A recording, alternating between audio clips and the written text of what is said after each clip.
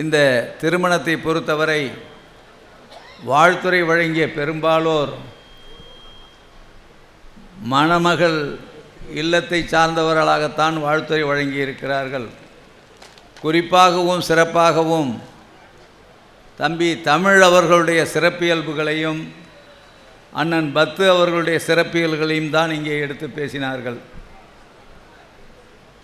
இன்னும் சொல்ல வேண்டுமானால் கடந்த 3 நாட்களாக நானும் நம்முடைய மாவட்ட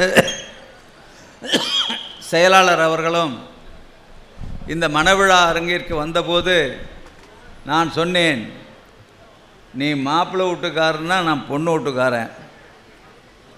பொண்ணு வீட்டு குடும்பத்தை பற்றி உனக்கு என்னை விட அதிகமாக தெரியாது. மாப்பிள்ளையோட தாத்தா எங்கள் ஊர் ஆசிரியர், குஞ்சித பாகம், கட்சியில் புடம்போட்டு எடுத்த தங்கம் அவர் ஈண்டெடுத்த புதல்வர்கள் தம்பி அருளரசு, தமிழரசு, கலையரசு, இவர்கள் யாரும் குறை சொல்ல முடியாத தங்க கட்டிகள்.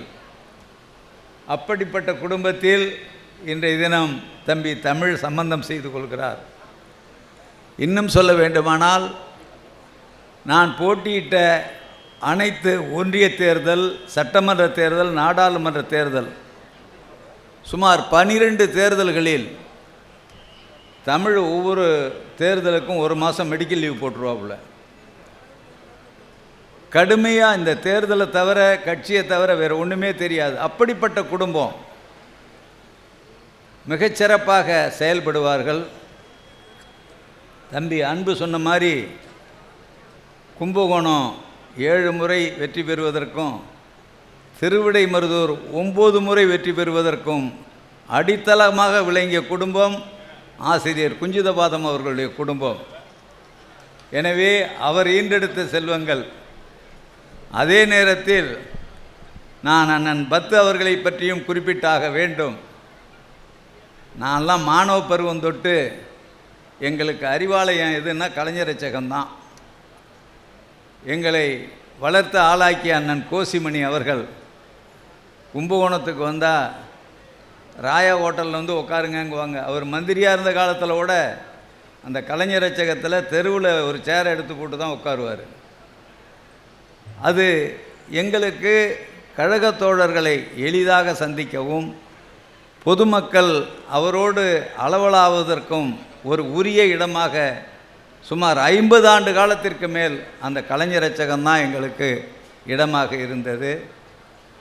அப்படிப்பட்ட குடும்ப தோன்றல்கள். எனவே இந்த மணமக்களை பொறுத்தவரை,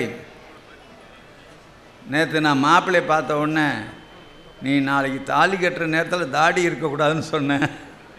இன்றைக்கி நீட்டாக ஷேவ் பண்ணிட்டு வந்துட்டார். எனவே நல்ல மணமக்கள், நல்ல குடும்பம், பல்கலைக்கழகம் என்பதற்கு எடுத்துக்காட்டான குடும்பம் இந்த குடும்பம். இன்னும் சொல்ல வேண்டுமானால் இன்றைக்கு ஏராளமான திருமணங்கள். இல்லாட்டி இந்த குடும்ப திருமணத்துக்கு எல்லா மந்திரியுமே வந்திருப்பாங்க, தலைவரே வந்திருப்பார்.